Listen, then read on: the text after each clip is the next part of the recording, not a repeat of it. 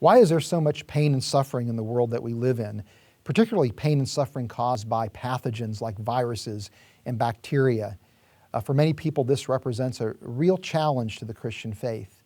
We could think of viruses as part of God's good creation, as reflecting the fall, as reflecting God's providence, as being part of God's plan of redemption that we can participate in. So from a Christian worldview perspective, while this is a difficult question, we've got very good answers. And in previous episodes, AJ, you did a great job of laying out the ways in which we can think about viruses from a Christian perspective.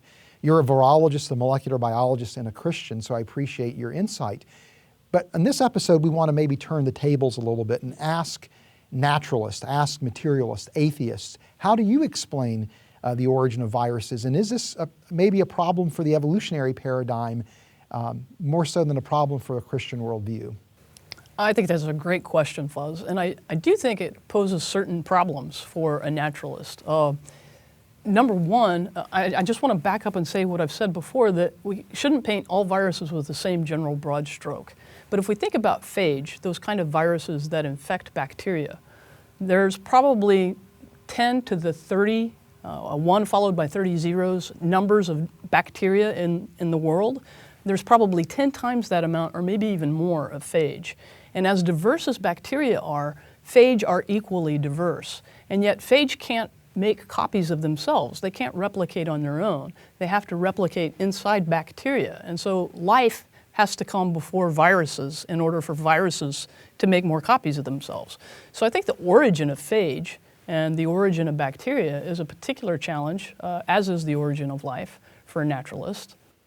Okay, now, so explaining the origin again of viruses then seems to be a problem for the evolutionary paradigm. Something that always strikes me as very intriguing as a biochemist is that some of the most elegant examples of molecular motors, of biochemical machinery, are found in viruses. I'm thinking of the DNA packaging motor, which is found in certain phages. Absolutely. Which is this ball and race mechanism that sends DNA spiraling into this bacterial capsid, the head of the bacteria. And it's an incredible motor, incredibly elegant.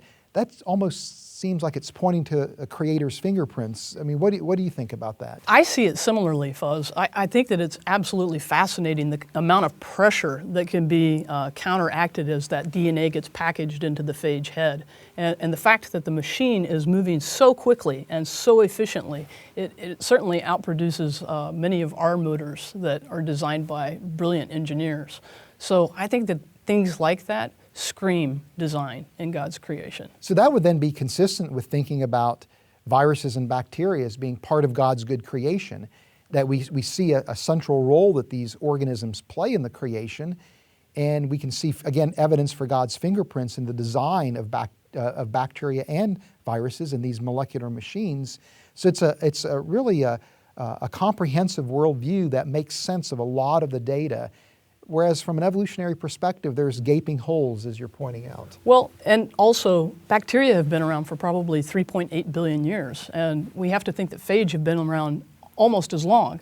And so if you have that diversity in bacteria and that diversity in phage almost as soon as the Earth could sustain life, I think that's a particular challenge to the naturalist point of view.